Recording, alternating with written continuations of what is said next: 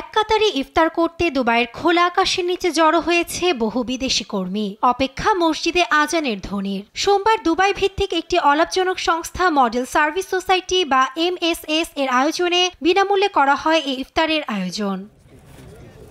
সংস্থাটির ওয়েবসাইট তথ্য অনুসারে এবছর দুবাইয়ের 9টি ভিন্ন স্থানে প্রতিদিন 14,000 খাবার পরিবেশন করবে স্বেচ্ছাসেবক দল। এ লক্ষ্য নিয়ে প্রতিষ্ঠানটিতে কাজ করছে প্রায় 200 স্বেচ্ছাসেবক। ইফতারের তালিকায় আছে জুস, দুধ, খেজুর ফল সহ নানা রকম মুখরোচক খাদ্য।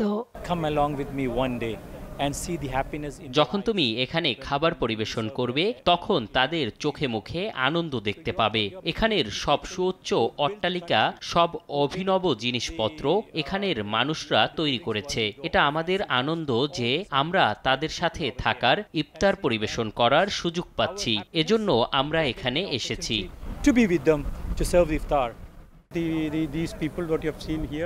আমি এখানে এসেছি শুধুমাত্র এই মানুষগুলোর পাশে থাকতে। সামাজিক অঙ্গীকারের অংশ হিসেবে আমার এখানে আসা। রয়টার্সের ফুটেজে দেখা যায় আজানের ধ্বনিতে রোজা ভাঙছেন কর্মীরা। অনেকের মনেই পরিবারের সঙ্গে ইফতার করতে না পারার কষ্ট। ইফতার শেষে এক কাতারে নামাজ আদায় করেন তারা। আমি আমার পরিবারকে সত্যিই মিস করি, কারণ রমজান মাসে সবাই চায় তাদের পরিবারের সঙ্গে বাড়িতে থাকতে, পরিবারের সঙ্গে রোজা রাখতে, কিন্তু আমরা এখানে কাজ করার জন্য এসেছি। MSS এর হিসাব মতে গেল বছর প্রায় 4 লাখ মানুষের মাঝে ইফতার পৌঁছে দেয় সংস্থাটি। এবছর প্রকল্পটির লক্ষ্য 5 লাখ মানুষকে ইফতার করানো।